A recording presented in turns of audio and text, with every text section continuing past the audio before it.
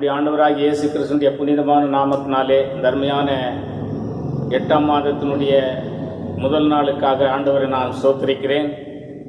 இந்த வாக்குத்தத்த ஆராதனைக்கு ஆரம்பமாக நாம் கண்களை மூடி ஜெபம் செய்வோம். அன்பு நிறைந்த பரலோக பிதாவே, அருமையான இந்த காலை பொழுதுக்காக நன்றியோடு துதிக்கிறோம், ஸ்தோத்திரிக்கிறோம், வாழ்த்தி வணங்குகிறோம், போற்றி போடுகிறோம். அன்பின் ஆண்டவரே, கடந்த 7 மாத காலமாக பயங்கரமான இக்கட்டான ஆண்டவரே சூழ்நிலையில் மத்தியிலே, இந்த கொள்ளை நோயின் மத்தியிலே ஆண்டவரே உடைய பிள்ளைகளாகிய எங்களை ஒவ்வொருவரையும் அற்புதமாய் காப்பாற்றி வந்த நல்ல தயவுக்காக நன்றியோடு உம்மை துதிக்கிறோம், உம்மை ஸ்தோத்திரிக்கிறோம், உம்மை வாழ்த்தி வணங்குகிறோம், போற்றி புகழுகிறோம். தெய்வமே, இந்த 8ஆம் மாதத்தின் துவக்க நாளுக்காக நன்றியோடு துதிக்கிறோம். இந்த நாளில் ஆண்டவரே, எங்கள் அன்பிற்கும் மரியாதைக்கும் உரிய ஆண்டவரே எங்களுடைய பிஷப் பிரசிடென்ட் ஐயா டாக்டர் சுந்தர் சிங் ஐயா அவர்களுக்காக நன்றியோடு துதிக்கிறோம், ஸ்தோத்திரிக்கிறோம். இந்த நாளிலே எங்கள் திருச்சபைக்கு அவர் கொடுக்கவிருக்கிற வாக்குத்தத்த ஆராதனைக்காக வார்த்தைகளுக்காக ஸ்தோத்திரம். ஆண்டவரே, இந்த வார்த்தைகளை நீர் ஆசீர்வதித்து தந்தருளீராக. நம்முடைய பிள்ளைகள் அதனாலே கர்த்தாவே தேவரின் நல்ல நம்பிக்கையோடு ஆண்டவரை கர்த்தாவை கனப்படுத்தி கர்த்தாவை மகிமைப்படுத்தும்படியாக அருள் செய்வீராக. பேசுகிற அருமையான நம்முடைய அடியாரோடு இருந்து நீரே நடத்தி மகிமைப்பட விடமாய் செபிக்கிறோம். துதிகன மகிமை எல்லாம் உமக்கே செலுத்துகிறோம்.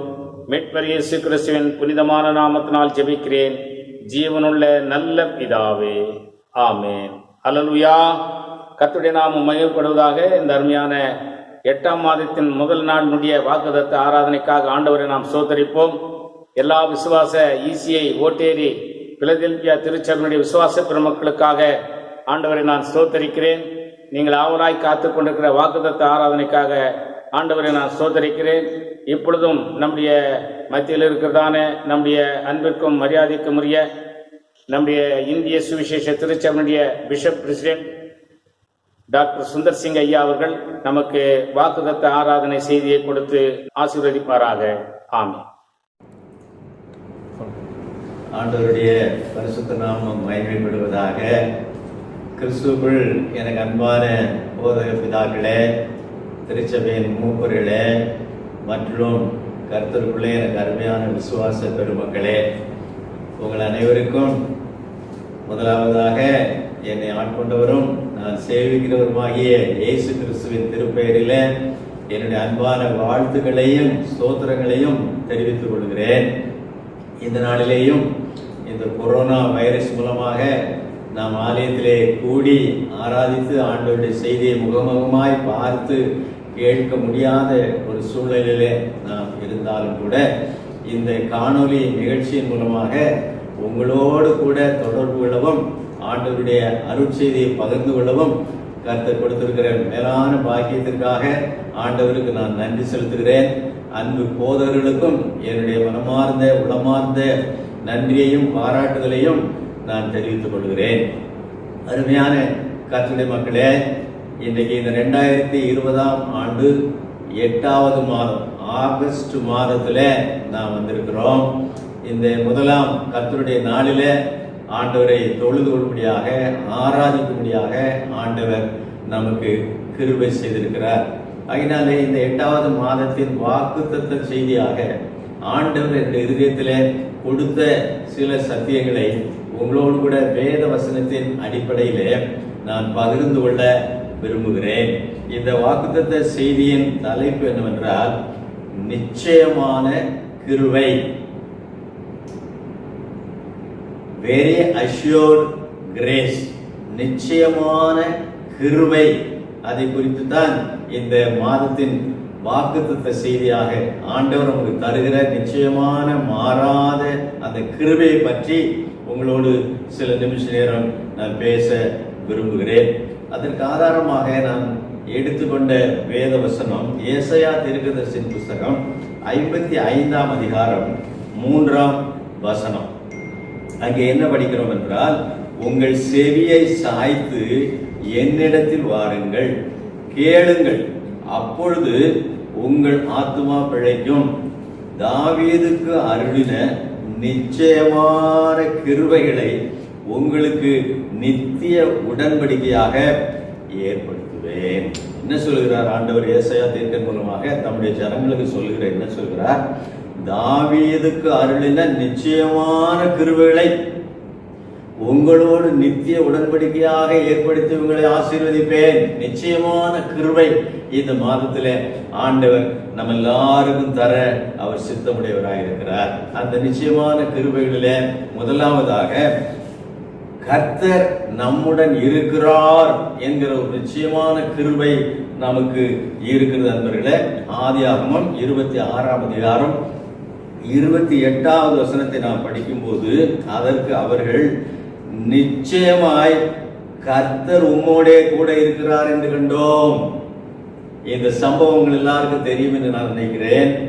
ஈசாக்கு அங்கே போகிற இடங்களெல்லாம் துறவுகளை கிணறுகளை தோண்டி தண்ணீர் கண்டுபிடித்தான். ஆனால் அங்கு இருந்த அவருடைய விரோதிகள் எல்லாரும் அவனை துரத்தி விட்டார், ஒவ்வொரு இடமாய் துரத்தி விட்டார்கள். கடைசியில ஒரு இடத்திலே சென்று அவன் தண்ணீர் துறவு தோண்டி அங்கே மகிழ்ச்சியாக சந்தோஷமாக இருக்கும்போது இவர்களெல்லாம் என்ன கண்டு கொண்டார்கள்?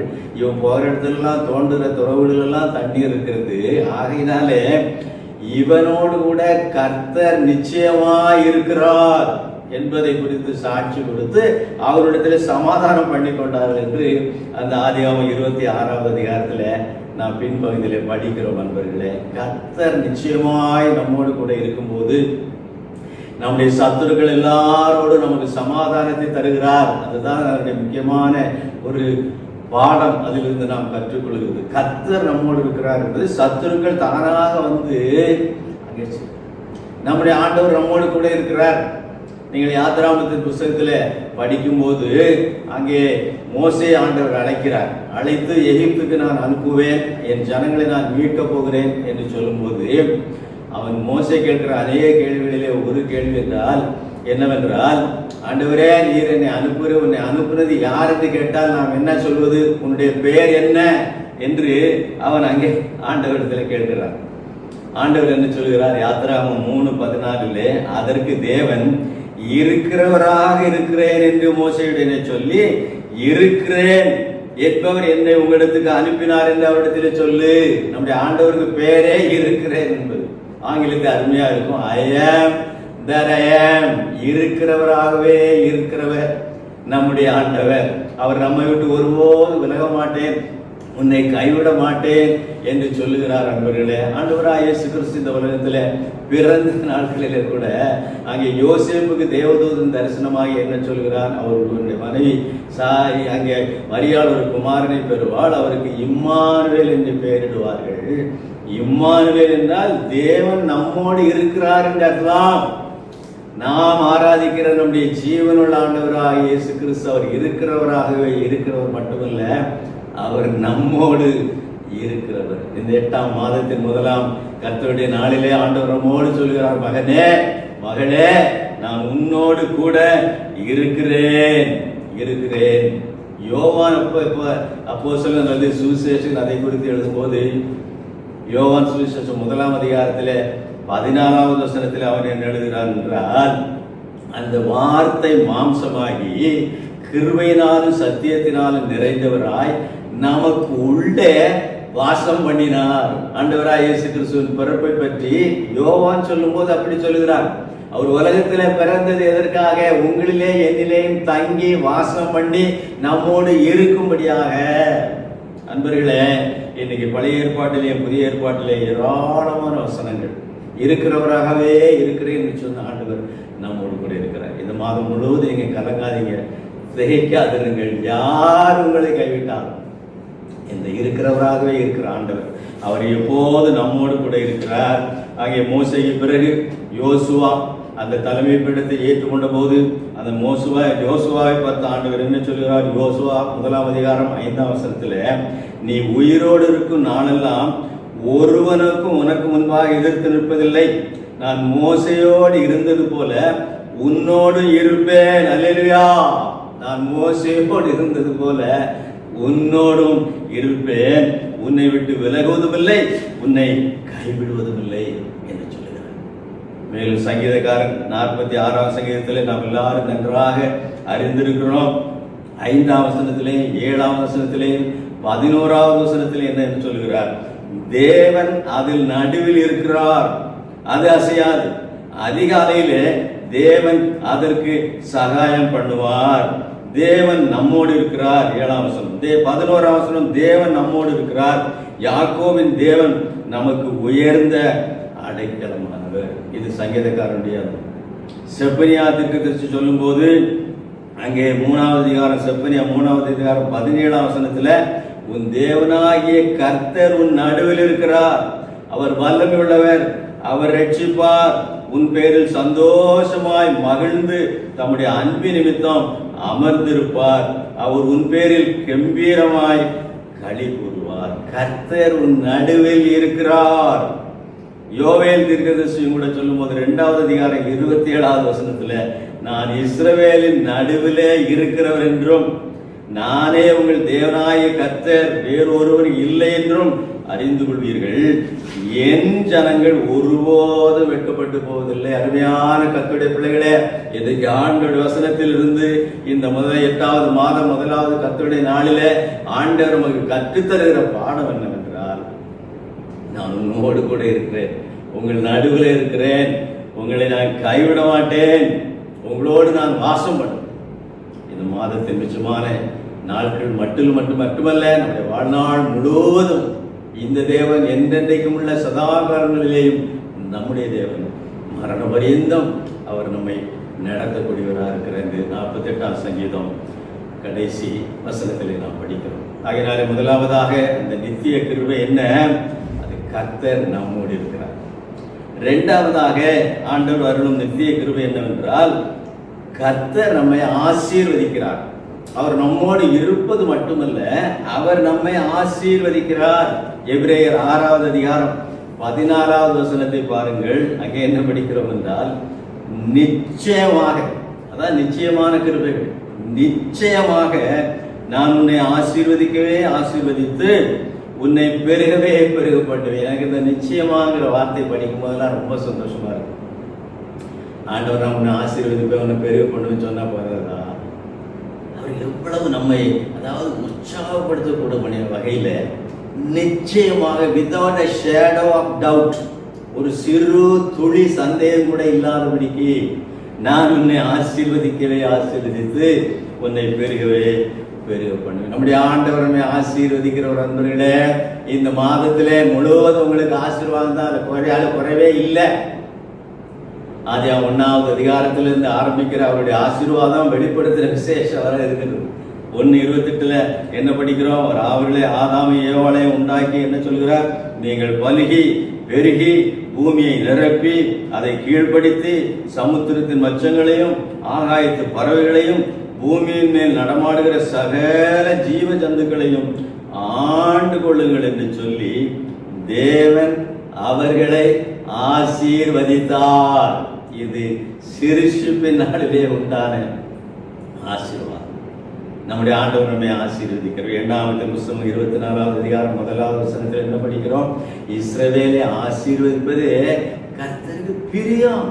God delights in blessing us. என்ன மகிழ்ச்சி, என்ன சந்தோஷம் பாருங்க. நம்ம ஆசீர்வதிக்கிறது கடவுளுக்கு அதுல ரொம்ப இஷ்டம், அது ரொம்ப பிரியம். ஆகினாலே அவர் நம்மை ஆசீர்வதிக்கிற ஆண்டவர். ஆபிரகாமை ஆண்டவர் அழைத்தார். ஆதியாகமம் 12வது அதிகாரத்தில் அதை குறித்து நாம் படிக்கும் போது 2ஆம் 3ஆம் வசனங்களிலே என்ன படிக்கிறோம்? அவர் நான் உன்னை பெரிய ஜாதியாக்கி, ஆபிரகாமை பார்த்து ஆண்டவர் சொல்கிறார் அந்த அழைப்பில், நான் உன்னை பெரிய ஜாதியாக்கி உன்னை ஆசீர்வதித்து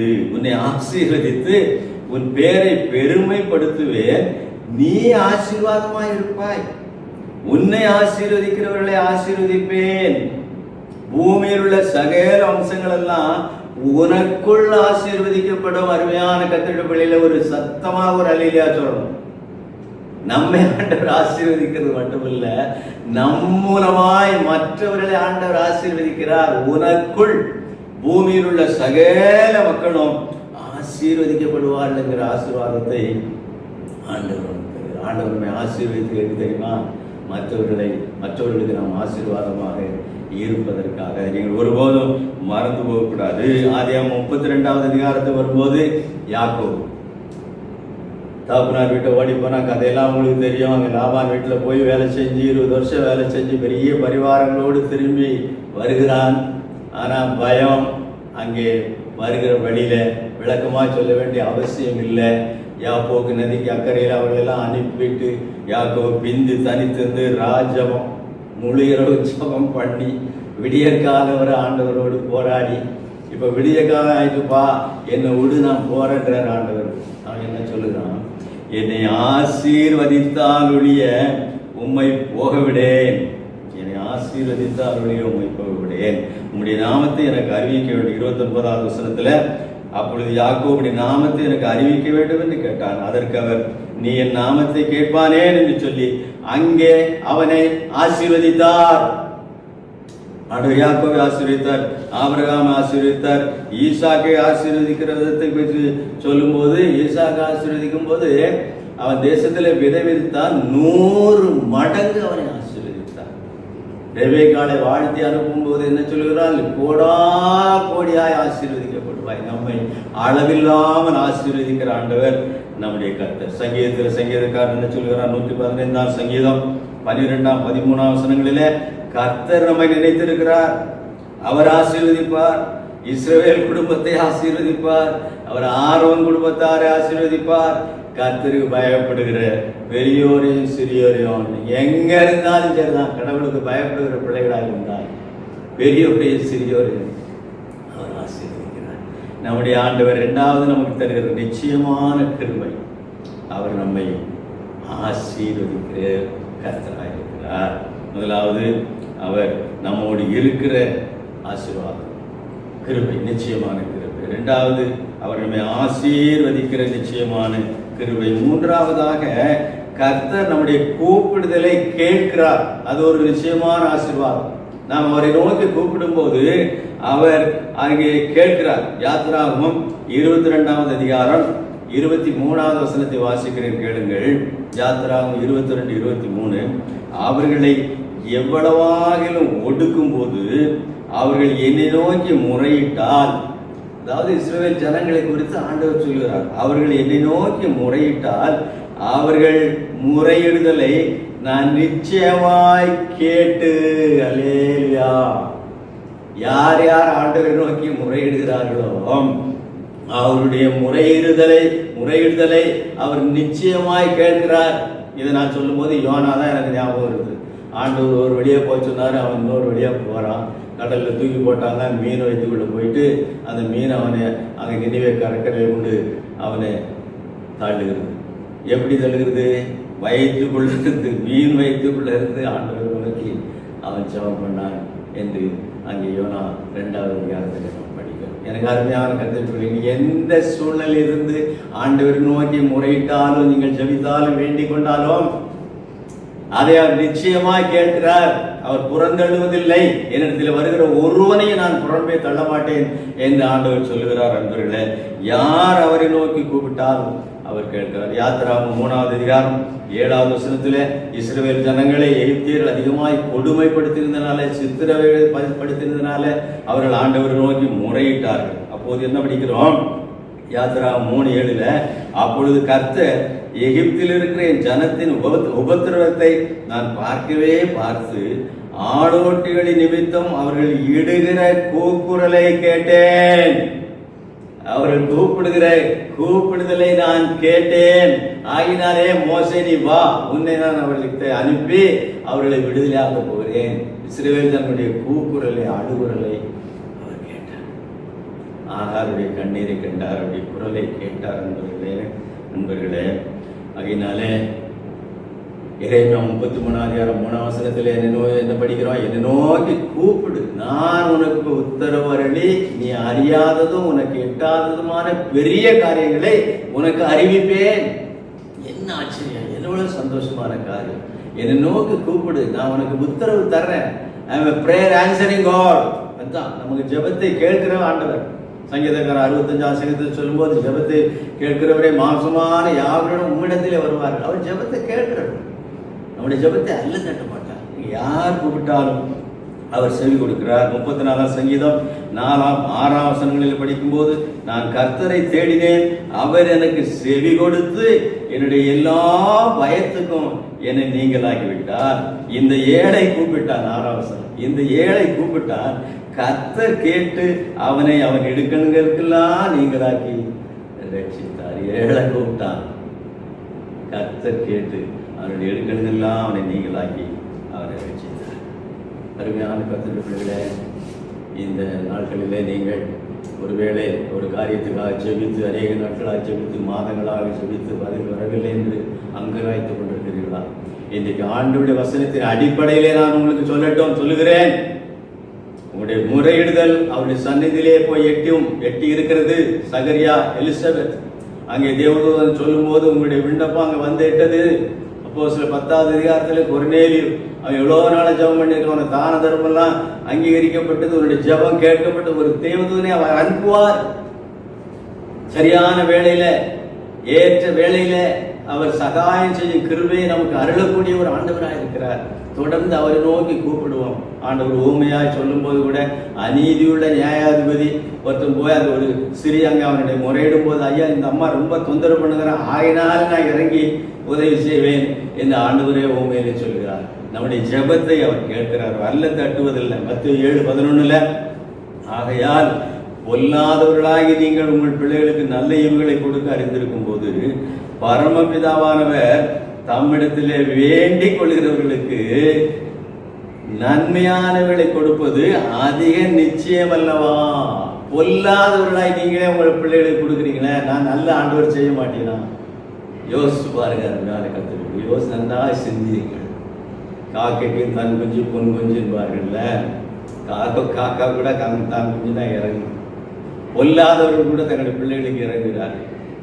நல்ல ஆண்டவர், நம்முடைய பிதாவாகிய கடவுள் உண்டாக்கினவர், நமக்காக தன்னுடைய உயிரே கொடுத்தவர் நம்முடைய விண்ணப்பத்தை கேட்க மாட்டாரா? நம்பிக்கையாக சோர்ந்து போகாமல் ஜெபம் பண்ணுங்கள். எபேசியர் 3வது அதிகாரம் 20வது வசனம் உங்கள் எல்லாருக்கும் தெரியும். நாம் நினைக்கிறதற்கும் வேண்டிக் கொள்கிறதற்கும் மிக அதிகமாய் கிரியை செய்ய வல்லவர் என்று அங்கே பவுலடியார் எழுதுகிறார். நினைக்கிறதற்கு வேண்டிக் கொள்ளும் மிக அதிகமாய் கிரியை செய்யக்கூடியவர். ஆனால் 3வது நிச்சயமான கிருபை என்னவென்றால், கர்த்தர் நம்முடைய கூப்பிடுதலை கேட்கிறார், நம்முடைய ஜெபங்களை கேட்கிறார். அது 3வது நிச்சயமான கிருபை. 4வதாக என்ன நிச்சயமான கிருபை என்றால், அங்கே ஏசாயா 33:16 அவன் உயர்ந்த இடங்களில் வாசம் பண்ணுவான், கண்மலைகளின் அரண்கள் அவனுடைய உயர்ந்த அடைக்கலமாகும். அவன் அப்போ நல்லா கவனிங்க, அவன் அப்பம் அவனுக்கு கொடுக்கப்படும், அவன் தண்ணீர் அவனுக்கு நிச்சயமாய் கிடைக்கும். அங்கே நிச்சயம், நிச்சயம், அவனுடைய தண்ணீர் அவனுக்கு நிச்சயமாய் கொடுக்கப்படும். இதிலிருந்து நான் எடுத்துக்கொள்கிற 4வது நிச்சயமான கிருபை என்னவென்றால், கர்த்தர் நம்மை போஷிக்கிறார். அவர் நம்மோடு அவர் இருக்கிறவர் மட்டுமல்ல, நம்முடைய விண்ணப்பங்களை கேட்கிறவர் மட்டுமல்ல, அவர் நம்மை போஷிக்கிறவராக இருக்கிறார். அவனுக்கு தண்ணீர், அப்பவும் தண்ணீர் நிச்சயமா கிடைக்கும். சங்கீதக்காரன் சொல்கிறான் 37ஆம் சங்கீதத்துல, நான் இளைஞனாய் இருந்தேன், முதிர் வயது உள்ளவனும் ஆனேன். இப்போ முடியெல்லாம் கொட்டி மொட்டை தினம் ஆயிட்டேன். சின்ன வயசுல இருந்தே நான் பார்த்துக்கிட்டு இருக்கேன். ஆனாலும் நீதிமான் கைவிடப்பட்டதையும் அவன் சந்ததி அப்பத்துக்கு இறந்து திரிகிறதையும் நான் காணவில்லை. God will never ever forsake his children. அவர் எல்லா ஜீவன்களும் 115-45 சங்கீதம் 15-16 வசனங்களில் 115-45 சங்கீதத்தில் எல்லா ஜீவன்களின் கண்களும் உம்மை நோக்கி கொண்டிருக்கிறது. ஏற்ற வேளையிலே நீர் அவர்களுக்கு ஆகாரம் கொடுக்கிறீர். யோசிப்பார்கள். சாதாரண பிராணிகளாக இருந்தாலும் பறவைகளாக இருந்தாலும் அவர்களுடைய மேலா இருக்கிற நம்மை போஷிக்க மாட்டாரா? ஜீவன்கள் எல்லாம் உம்மை நோக்கி கொண்டிருக்கிறது. ஏற்ற வேளையிலே நீர் அவர்களுக்கு ஆகாரம் கொடுக்கிறீர். நீர் உமது கையை திறந்து சகல பிராணிகளின் வாஞ்சையையும் திருப்தியாக. அன்பான கர்த்தருடைய பிள்ளைகளே, அவர் நம்மை போஷிக்கிறார். பஞ்சகாலத்தில் எலியாவை காகங்களை கொண்டல்லவா போஷித்தார். எவ்வளவு அற்புதமான செயல் அன்பர்களே! நினையாத திசையிலிருந்து எதிர்பாராத விதத்துல எதிர்பாராத நபர்களை அல்லது பிராணிகளை கொண்டு பறவைகளை கொண்டு அவர் தம்முடைய ஜனங்களை போஷிக்கிறவராயிருக்கிறார். நம்முடைய தேவைகளை அவர் சந்திக்கிறார். லூக்கா 12ஆம் அதிகாரம் 28வது வசனத்திலேயும் மத்தேயு 6ஆம் அதிகாரம் 30வது வசனத்திலே என்ன படிக்கிறோம்? அற்ப விசுவாசிகளே, இன்றைக்கு இருந்து நாளைக்கு அடுப்பிலே போடப்படும் காட்டு புல்லுக்கு தேவன் இவ்விதமாய் உடுத்து வைத்தால் உங்களுக்கு உடுத்து வைப்பது அதிக நிச்சயம் அல்லவா? தெருவில் ஆகாயத்தில் பறக்கிற பறவைகள், காட்டு புஷ்பங்கள் சும்மா வளர்ந்து கிடக்குது, செடி கொண்டு கிடக்குது, அது என்ன அழகான பூக்களை தருது. அதெல்லாம் நடத்துகிற ஆண்டவராகிய நான் உங்களை போஷியாமல் இருப்பேனோ? கர்த்தர் நம்மை போஷிக்கிறவராக இருக்கிறார், நம்முடைய தேவைகளெல்லாம் சந்திக்கக்கூடியவராக இருக்கிறார். எது நமக்கு குறைவா இருந்தாலும் சங்கீதக்காரன் சொல்கிறார், கர்த்தர் மேய்ப்பராக இருக்கிறார், நான் தாழ்ச்சி அடையேன். அவர் என்னை புல்லுள்ள இடங்களில் மேய்த்து அமர்ந்த தண்ணீர் என்னை கொண்டு போய் விடுகிறார். அவர் என் ஆத்துமாவை தேற்றுகிறார். நல்ல பச்சையா புல்லு இருக்கிற இடத்துல கொண்டு போறாருன்னா செழிப்பா சாப்பாடு கொடுக்கிறாருன்னு அர்த்தங்க. அவர் என்னை புல்லுகளில் மேய்த்து அமர்ந்த தண்ணீர் அண்டையிலே கொண்டு போய் விடுகிறார். நான் அநேக தடவைகளிலே அதுக்கு என்னுடைய மொழிபெயர்ப்பாக நான் சொல்லி இருக்கிறதுனா, அவர் என்னை பசும்புல் அண்டையிலே மேய்த்து அவர் என்னை அமர்ந்த தண்ணீர் அண்டையிலே கொண்டு போகிறார் என்று சொல்லுவதற்கு நான் சொல்லுகிறதுனா, அவர் எனக்கு பிரியாணி தந்து மினரல் வாட்டர் கொடுத்து என்னை போஷிக்கிறார். அது என்னுடைய மொழிபெயர்ப்பு. அந்த வசனத்துக்கு நல்ல சாப்பாடு தந்து சுத்தமான குடிநீரை தந்து நம்மை ஆசீர்வதிக்கிறார், நம்மை அவர் போஷிக்கிறவராக இருக்கிறார். 81ஆம் சங்கீதம் 16வது வசனத்தை படிக்கும் போது, உச்சிதமான கோதுமையினால், அதாவது ஹை குவாலிட்டி வீட், உச்சிதமான கோதுமையினால அவர்களை போஷிப்பார்.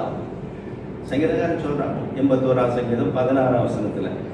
அது மட்டுமல்ல, கண்மலையின் தேனினால் உன்னை திருப்தியாக்குவேன். டூப்ளிகேட் தேன் இல்லை, இது கண்மலையிலிருந்து வருகிற ஒரிஜினல் ஹனி, அதனால உன்னை திருப்தியாக்கணும். உச்சிதமான நம்முடைய ஜனங்கள் செழிப்பா இருக்கணும், நல்லா இருக்கணும், சிறப்பானதை அனுபவிக்க வேண்டும் என்பது ஆண்டவருடைய அனாதி தீர்மானம், அவருடைய விருப்பம், என்பவருடைய உள்ளத்தின் வாஞ்சை.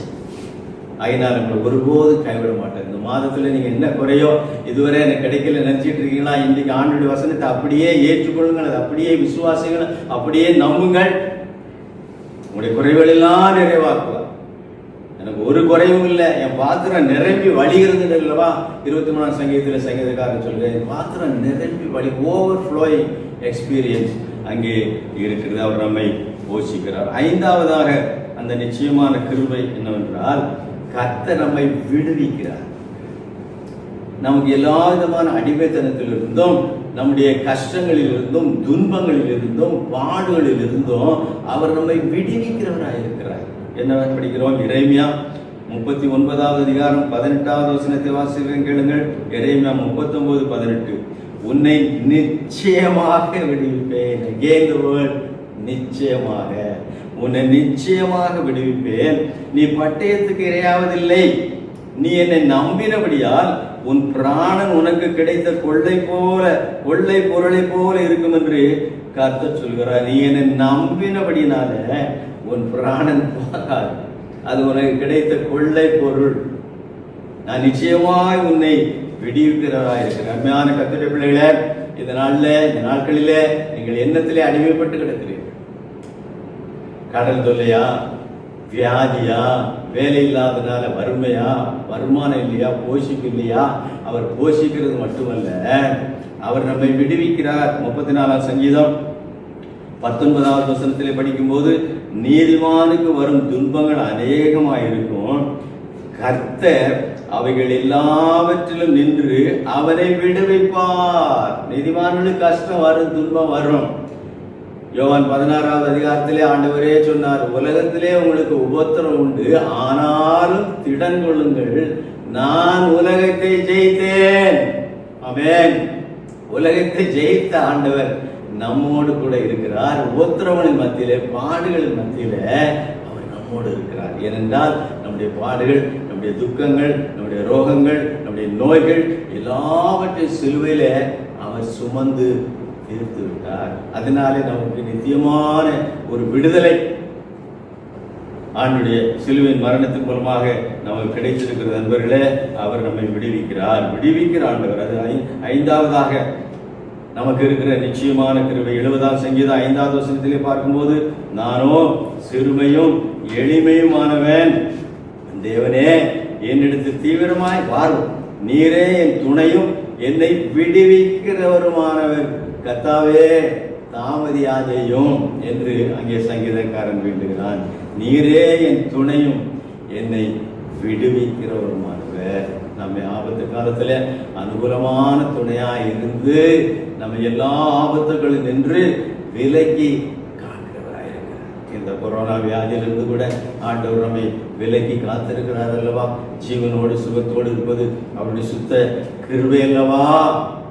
ஆகினாலே அவர் நம்மை விடுவிக்கிறவராயிருக்கிறார். மீகா 2வது அதிகாரம் 12வது வசனத்திலே பாருங்கள், யாக்கோபின் ஜனங்களே, உங்கள் எல்லாரையும் நான் நிச்சயமாய் கூட்டுவேன். அதாவது அடிமைப்பட்டு போனவர்களே அவர் மறுபடியும் விடுதலையாக்கி கொண்டு வருவதை பற்றி சொல்லும் போது அப்படி சொல்ல, உங்கள் எல்லாரும் நிச்சயமாய் கூட்டுவேன், இஸ்ரவேலில் மீதியானவர்களை நிச்சயமாய் சேர்ப்பேன். என்ன அஷ்யூரன்ஸ் ஆண்டவர் அங்கே நமக்கு தருகிறார் பாருங்க. எந்த கஷ்டத்தில் இருக்கீங்க, எந்த அடிமைத்தனத்தில் இருக்கிறீங்க, உங்களை நிச்சயமாய் விடுவித்து உங்களை ஒன்றாய் சேர்ப்பேன், உங்களை ஒன்றாய் கூட்டுவேன்.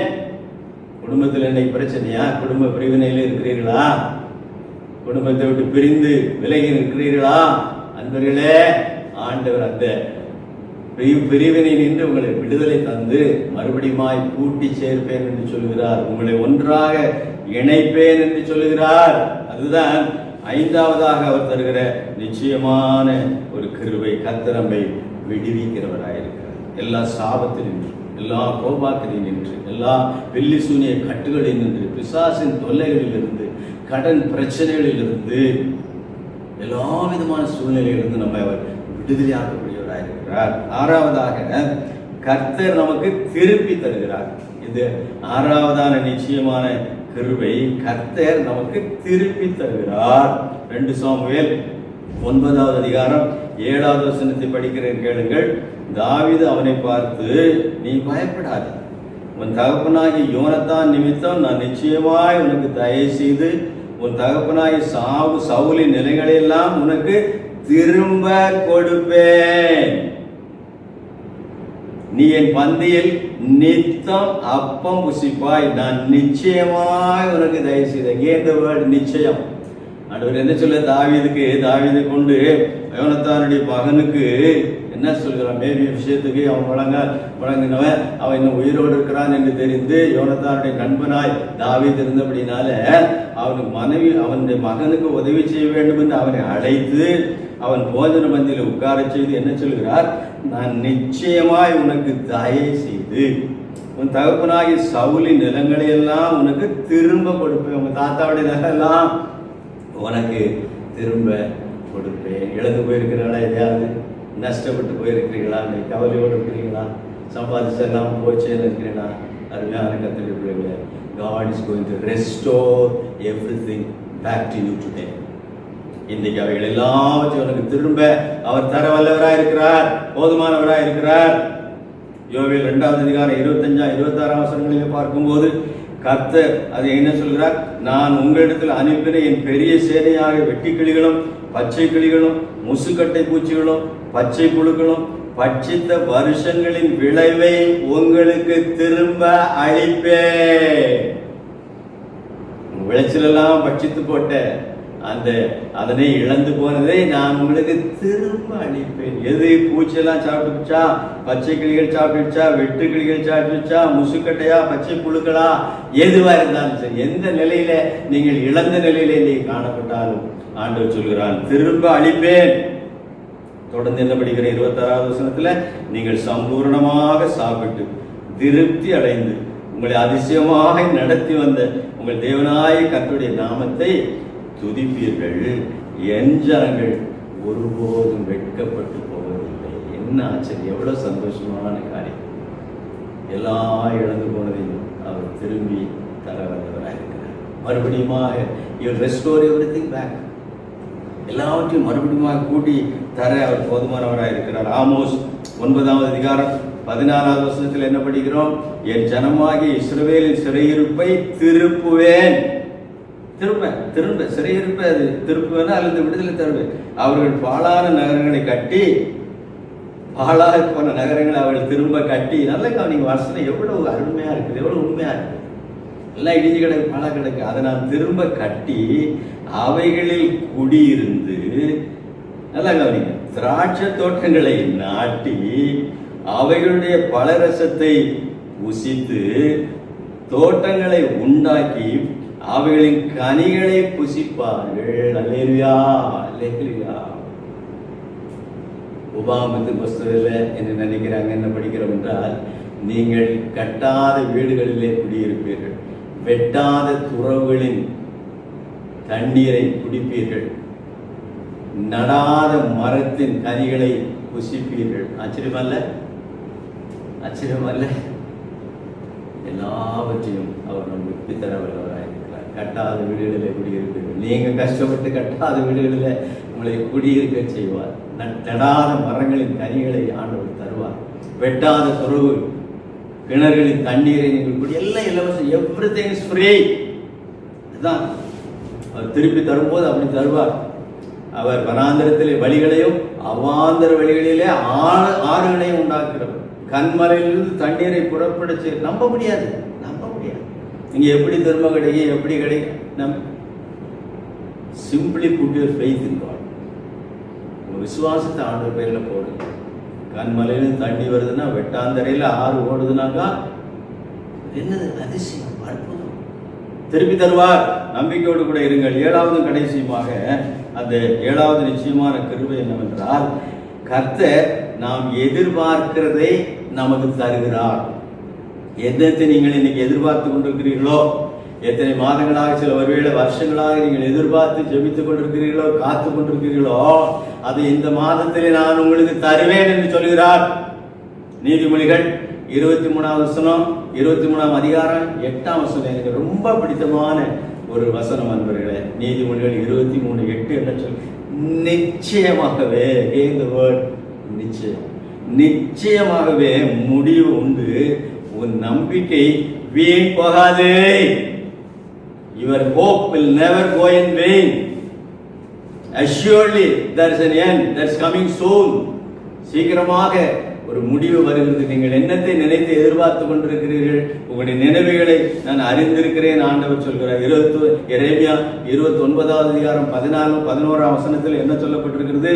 நீங்கள் எதிர்பார்த்திருக்கும் முடிவை உங்களுக்கு கொடுக்கும்படி நான் உங்கள் மேல் வைத்திருக்கிற நினைவுகளை அறிவேன் என்று கர்த்தர் சொல்கிறார். நீங்கள் எதிர்பார்த்திருக்கும் முடிவை நல்லா கவனிங்க. நீங்க எதிர்பார்த்திருக்கும் முடிவை உங்களுக்கு கொடுக்கும்படிக்கு நான் உங்கள் மேல் நினைத்திருக்கிற நினைவுகளை அறிவேன் என்று கர்த்தர் சொல்கிறார். நீங்க என்ன நினைச்சிட்டு இருக்கீங்க? அதுக்கு முடிவை நான் ஏற்பாடு பண்ணி வைத்திருக்கிறேன். அவைகள் தீமைக்கல்ல, சமாதானத்துக்கு ஏதுவான நினைவுகளே.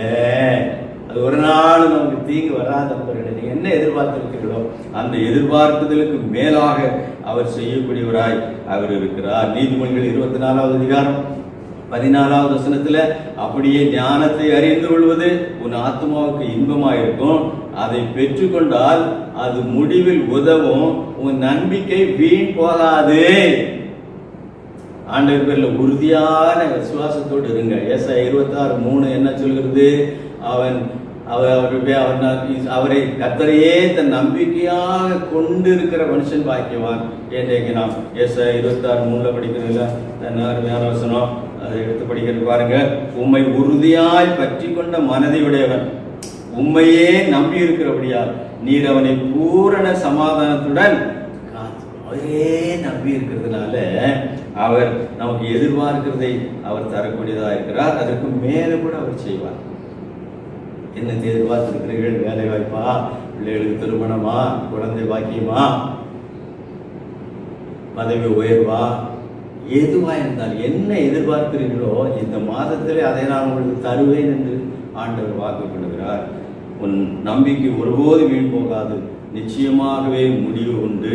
ஆபகுக் 2வது அதிகாரம் 3வது வசனம் எனக்கு பிரியமான அடுத்த வசனம். அது என்ன சொல்கிறது? ஆபகுக் 2:3, குறித்த காலத்துக்கு தரிசனம் இன்னும் வைக்கப்பட்டிருக்கிறது, முடிவிலே அது விளங்கும். நல்லா கவனிங்க. குறித்த காலத்துக்கு தரிசனம் வைக்கப்பட்டிருக்கிறது, அது முடிவிலே விளங்கும். அது பொய் சொல்லாது, அது தாமதித்தாலும் அதற்கு காத்திரு, அது நிச்சயமாய் வரும். அல்லேலூயா. குறித்த காலத்துக்கு தரிசனம் வைக்கப்பட்டிருக்கிறது, நீங்க எதிர்பார்த்து கொண்டிருக்கிறது, அது முடிவில் விளங்கும். அது பொய் சொல்லாது, தாமதித்தால் even if it is delayed you wait. அது தாமதித்தால் அதற்கு காத்திரு, அது நிச்சயமாய் வரும். அது தாமதிப்பது இல்லை. அன்பான கர்த்தருடைய பிள்ளைகளே, இது உங்களுடைய எதிர்பார்ப்புகள், உங்களுடைய நினைவுகள், உங்கள் எண்ணங்கள், உங்கள் விருப்பங்கள், வாஞ்சைகள் எதுவாக இருந்தாலும் அதை நம்முடைய ஆண்டவர் நிறைவேற்றி தருவேன்கிற கிருபையை அவர் தருகிறார். ஆகினாலே மறுபடியும் நாம் யோசித்து பார்ப்போம். முதலாவதான நிச்சய கிருபை, கர்த்தர் நம்முடனே இருக்கிறார் என்பது. இரண்டாவதான நிச்சயமான கிருபை, கர்த்தர் நம்மை ஆசீர்வதிக்கிறார் என்பது. மூன்றாவதாக, கர்த்தர் நம்முடைய கூப்பிடுதலை கேட்கிறார் என்பது. நான்காவதாக, கர்த்தர் நம்மை போஷிக்கிறார். ஐந்தாவதாக, கர்த்தர் நம்மை விடுவிக்கிறார். ஆறாவதாக, கர்த்தர் நமக்கு இழந்து போனவர்களை திருப்பி தருகிறார். ஏழாவதாக, கர்த்தர் நாம் எதிர்பார்க்கிறதை நமக்கு கொடுக்கிறார், தருகிறார். இந்த 7 நிச்சயமான கிருபைகளை இந்த மாதத்தில் நீங்கள் பெற்று நீங்கள் சந்தோஷமாய் மகிழ்ச்சியாய் இருக்க வேண்டும் என்று ஆண்டவர் விரும்புகிறார். நிச்சயமாக அதை உங்களுக்கு செய்வார். அந்த 7 கிருபைகளை நீங்கள் பெற்றுக்கொள்கிறது மட்டுமல்ல, அவைகளை மற்றவர்களுக்கு கொடுக்கக்கூடியவர்களாகவும் உங்களை ஆசீர்வதித்து வைப்பார் என்பதில் யாதொரு சந்தேகமும் இல்லை. ஆகினால் அருமையான கர்த்தருடைய பிள்ளைகளே, இந்த கொடூரமான நாட்களிலேயும் கர்த்தர் தம்முடைய வாக்குத்தத்தங்களின்படி தம்முடைய நிச்சய கிருபைகளை தந்து உங்களை அளவில்லாமல் ஆசீர்வதிப்பாராக. கர்த்தருடைய நாமம் மகிமைப்படட்டும். உங்கள் எல்லாருக்கும் மறுபடியுமாக என்னுடைய அன்பான நன்றியை வாழ்த்துக்களையும் தெரிவித்துக் கொள்கிறேன். கர்த்தர் பெரியவர், பெரிய காரியங்களை செய்யட்டும். அவருடைய நாமம் மகிமைப்படட்டும். ஆமேன், ஆமேன்.